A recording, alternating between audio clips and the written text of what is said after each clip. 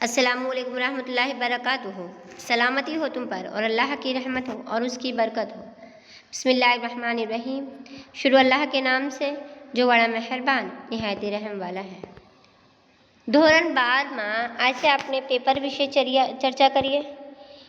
Paper અમુક part જે છે ગદ્ય અને પદ્ય કે તો તમારે પાર્ટ અહીંયા ઉપર લખેલું જ છે અભ્યાસક્રમમાંથી બાદ થયેલા પાઠ, બરાબર? કયો પાઠ છે ને કયો પાઠ નહીં છે આ વિશે આજે ચર્ચા કરીશ ઇન્શાઅલ્લાહ।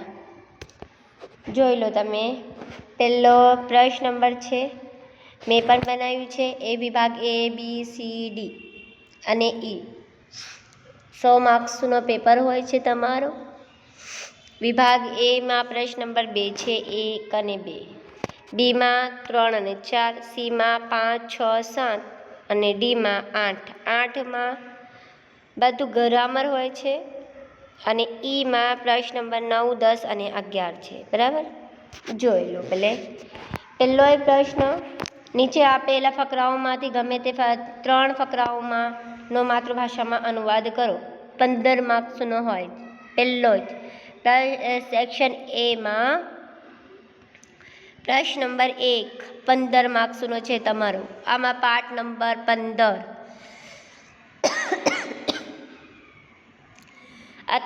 તાસીરુસ સુહબતી, પાઠ નંબર 15 અને બીજો પાઠ છે તમારો અતકલીદુલ આમા।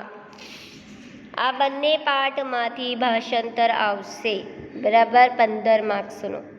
પ્રશ્ન નંબર 1 માતૃભાષામાં અનુવાદ કરો, 15 માર્ક્સનો હોય છે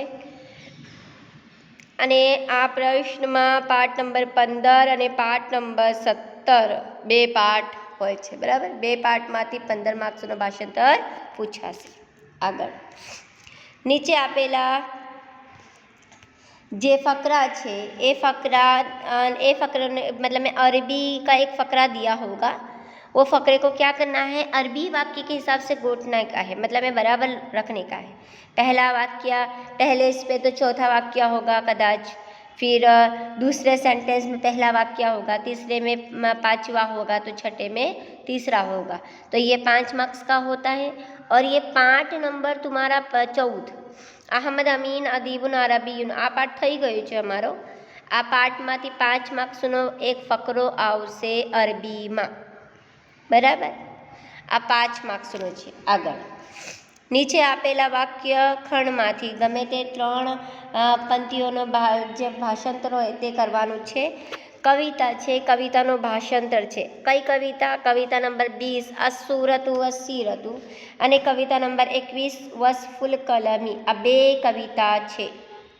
આ બે કવિતામાંથી 15 માર્ક્સનો સવાલ હોય, 15 માર્ક્સનો ભાષાંતર હોય।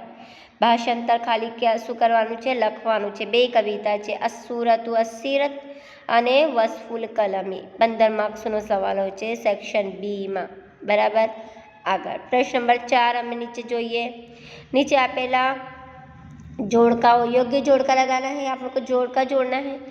ये जोड़के के अंदर कौन काय में से आएगा, कौन से पार्ट में से कविता में से आएगा, वो खाली वो दिया है। जो जोड़का 5 मार्क्स का है, बराबर? सूरत व सीरत कविता नंबर 20, वसफुल कलमी कविता नंबर 21 અને નાહવુલ ઉલા વલ મજદા કવિતા નંબર 22। આ 3 કવિતામાંથી જોડકા પૂછાશે, બરાબર? અરબી વાક્ય છે અને અરબીમાં જ જોડકા સામે હોય છે। સમજી ગયા બધા? સેક્શન C જુઓ। નીચે આપેલા लेखकમાંથી गमे ते एक लेखक ऊपर टुकनोंद लिखनी है। ये तो तुम्हारा मैंने 11वीं में करवा ही दिया था। टुकनोंद 5 मार्क्स की होती है, बहुत आसान है। अहमद अमीन और दूसरी है अबुल हसन अली हसन नदवी वाली। आ बे टुकनोंद माथी कोई एक टुकनोंद पूछाશે। आ बे टुकनोंद माथी कोई एक टुकनोंद पूछाશે 5 मार्क्सनी, बराबर? आगे नीचे आपेला देखो, इसमें से खाली हमको प्रश्नकारी और एक फकरा दिया होगा अरबी का, मैंने समझा दिया था उस दिन जूम क्लास में भी। कि एक फ़करा हमारा दिया होगा और वही फ़करे के अंदर से हमारे को अरबी के जवाब ढूंढने हैं। अरबी फ़करा दिया होगा, उसमें से अरबी के जवाब को ढूंढने का रहेगा। कौन से पार्ट में से आएगा ये देख लेते हैं। मन जाअ बिल हसनति फलहु अशरु अम्सालिहा, पार्ट नंबर 6। अत्तिफलानिल आकिल, पार्ट नंबर 7। बे पार्ट माती एक फ़करा पूछा से અને ફકરા ઉપરથી ક્વેશ્ચન આન્સર હોય છે, બરાબર, 5 માર્ક્સનું।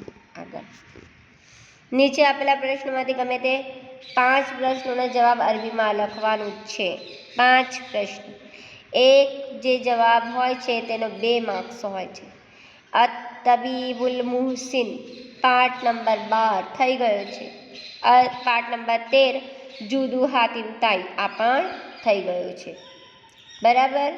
2 પાર્ટ છે, પાર્ટ નંબર 12 અને પાર્ટ નંબર 13। આ 2 પાર્ટમાંથી ક્વેશ્ચન આન્સર પૂછાશે, 10 માર્ક્સનો હોય છે। આગળ नीचे आपेला अरबी वाक्यों क्या करना है, नीचे दिया हुए जो अरबी वाक्य है उसका बहुवचन लिखना है। एक वचन है तो बहुवचन लिखना है, या बहुवचन है तो एक वचन लिखना है, 5 मार्क्स का। ये भी मैंने 11वीं में करवा दिया था। ग्रामर वाला हिस्सा है, सेक्शन डी वाला हिस्सा है। नीचे आप इसमें क्या हमको अग्नार्थ लिखना है, अम्र लिखना है। ये भी मैंने 11वीं में तो आपको अम्र लिखाई दिए थे, अग्नार्थ लिखाई दिए थे उसमें से, और उसमें थोड़ा उमेर देंगे। और 11वीं की चोपड़ी तुम्हारे पास नहीं होगी तो कोई बात नहीं, 11वीं की नोट नहीं होगी तो कोई बात नहीं, मैं तुम्हारे को ग्रामर वाला सेक्शन जो है वो तुम्हारी पीपीए वीडियो बनाकर तुम्हारे को भेज दूँगी इंशाल्लाह। PDF तो नहीं बनाऊंगी, पर वीडियो बनाकर भेज दूँगी। आगे शेषवाचक पूछाया है हमारे को, और उसके बाद चलना है एराब। एराब में तो कोई जो बात नहीं है, एराब तो तुम लोग आराम से कर सकते हो। खाली 3 प्रश्न છે, बहुवचन, एक वचन, आज्ञार्थ और श्रेष्ठवाचक।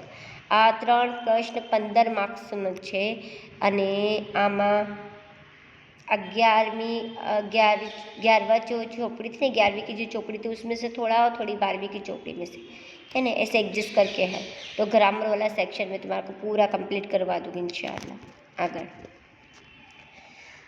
वाक्यों अरबी में अनुवाद करो। जो पहला अरबी वाक्य है, अरबी में वाक्य होय छे, एमनो अरबी में अनुवाद, गुजराती वाक्य होय छे ने आने अरबी में अनुवाद करवानो छे। वाक्य गुजराती में होगा और उसका अरबी में अनुवाद करना होगा। आपको 5 वाक्य का अनुवाद करना है, बस 5 ही वाक्य।